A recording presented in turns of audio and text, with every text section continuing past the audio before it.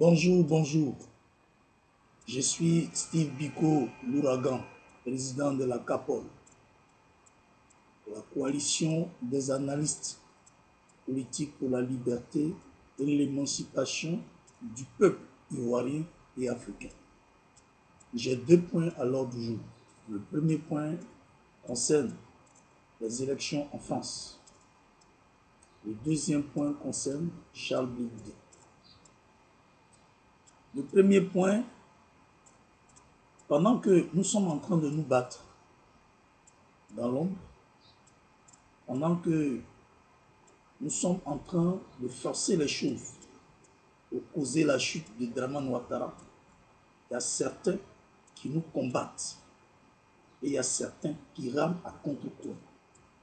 Certains même sont livrés, certains même sont montrés du doigt, d'autres sont comment on appelle, dans un business et ils sont devenus des indiques d'Ahmed Bakayoko.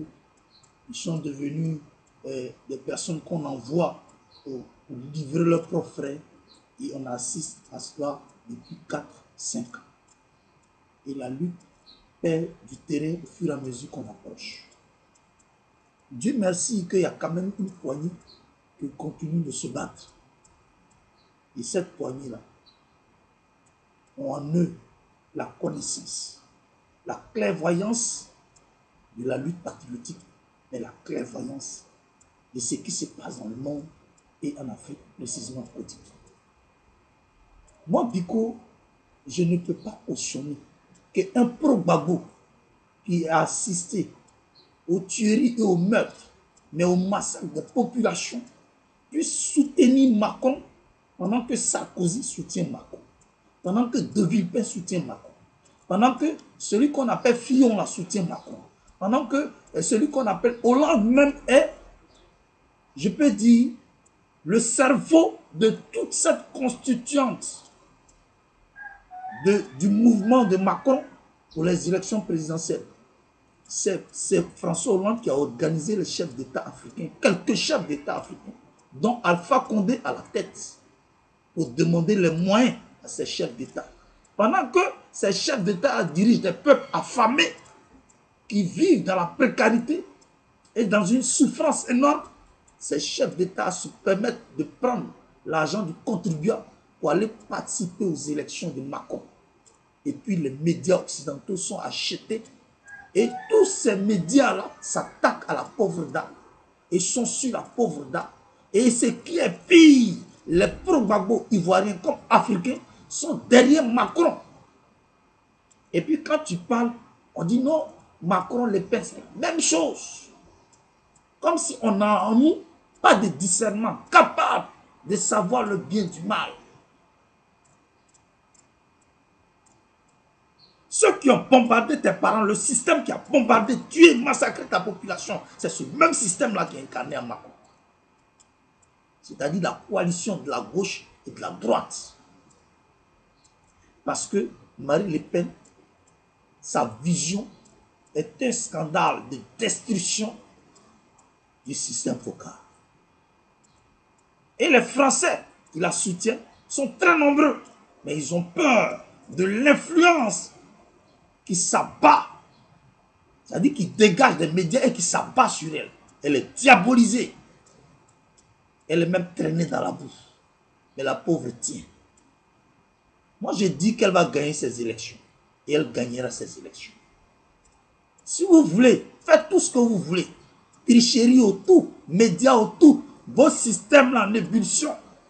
Mais elle gagnera ces élections. Et je suis convaincu qu'elle gagnera ces élections. Et Alpha Condé va faire un discours spectaculaire. Et les Ivoiriens, les Africains, ils n'ont rien compris au sens de son discours. Un discours où François Hollande applaudit, mais ça doit t'amener à réfléchir. Mais je me rends compte que notre souffrance, c'est nous-mêmes qui sommes à la base. C'est-à-dire la souffrance des Africains et des Ivoiriens, ce sont les Ivoiriens eux-mêmes. Ce n'est pas quelqu'un d'autre. Parce que si on fait des ouvertures pour que le blanc vienne, c'est que nous sommes responsables. Aucune unité, aucune solidarité. Et puis on réfléchit comme des enfants. Si Marine Le Pen est élue, ils vont nous chasser nous tous. C'est ce qu'elle a dit. Il faut lire dans ses propos. Elle a parlé des sans-papiers. Même si Macron est élu, non seulement tu n'auras plus de pays, tes terres et tout ce qui est là-bas là, seront vendus. Non seulement tu n'auras plus de pays, mais en même temps tu es dans le pays des gens. C'est-à-dire que le jour qu'on va te chasser, là, tu vas rester là comme un apatride. Il est mieux d'être chassé chez des gens et puis d'avoir ta terre où là ton cordon ombilical a été enterré. Comme ça, tu peux aller peut-être te reposer et mourir d'une bonne mort. Au lieu de te promener comme un apatride, n'ayant plus de pays. Et on a déjà réfléchi. Vous avez fait votre choix. Moi, j'ai fait aussi mon choix. Moi, mon choix, c'est Marine Le Pen. Chers camarades, chers résistants, ceux qui ont encore gardé la ligne droite derrière Laurent Gbagbo, que ceux-là continuent de persévérer dans ce combat. Nous allons avoir gain de cause. Moi, j'ai cru qu'en soutenant Le Pen, Marine Le Pen, ça allait nous ouvrir à quelques débats et à quelques dialogues. Mais en même temps, ça allait nous permettre d'aussi prolonger ce qu'on appelle notre véritable combat du nationalisme. Car ce que Marine Le Pen prône, c'est du vrai nationalisme. Ce n'est pas du racisme. Ce n'est ni quoi que ce soit de diabolique. C'est du vrai nationalisme. Et chaque peuple aspire au nationalisme. Le mot nationalisme est un danger pour le système. Voilà pourquoi il diabolise tous ceux qui prennent les propos ou bien qui ont en eux la vision du nationalisme. Moi, je n'arrive pas à comprendre. Parce que c'est le deuxième point que je vais aborder. Pour ne pas être très long. Charles Blé Goudé, il a quel problème? Et puis il commence à demander pardon à Sangaré Abdraman. Il a quel problème? Et puis il commence à demander pardon à Kone Boubacar. Il a quel problème? Et puis il commence par demander pardon aux cadres et aux dirigeants du FPI qu'il a insulté hier à l'intermédiaire de ces lieutenants qu'il envoyait en mission. Il a vu quoi et puis il leur demande pardon. On me dit non, tu as quelle preuve? C'est Sokri Bowi. C'est Sokri Bowi qui a reçu ce pardon de blé là. Et que lui, il a acheminé vers Sangaré et les autres. Mais pendant qu'il est en train de demander pardon à Sangaré Abdraman et à Kone Boubacar, il est en même temps en train de se préparer pour traduire Youambi en genou en justice. Ça, c'est quelle réconciliation? Mais vous-même, vous dites qu'il s'entend très bien le vieux, non? Il s'entend très bien le président Laurent Gbagbo. Mais le président Laurent Gbagbo est dans la même prison là que lui. Pourquoi il ne veut pas demander pardon au président Laurent Gbagbo et à Sangaré, il va demander pardon? Donc, il a offensé Sangaré.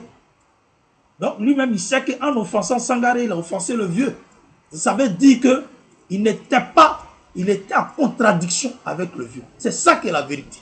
Quand on vous dit la vérité, là, vous avez toujours quelque chose à dire pour contrecarrer les gens. Ou bien pour contredire les gens.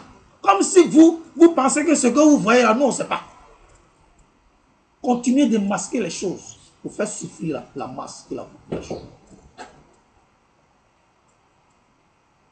Continuez de masquer les choses pour faire souffrir la masse et la population. Nous, là, on n'est pas dans ce schéma. Ce schéma que nous, on gère, c'est un schéma de clairvoyance et de vérité. Que Dieu nous bénisse. Je vous remercie.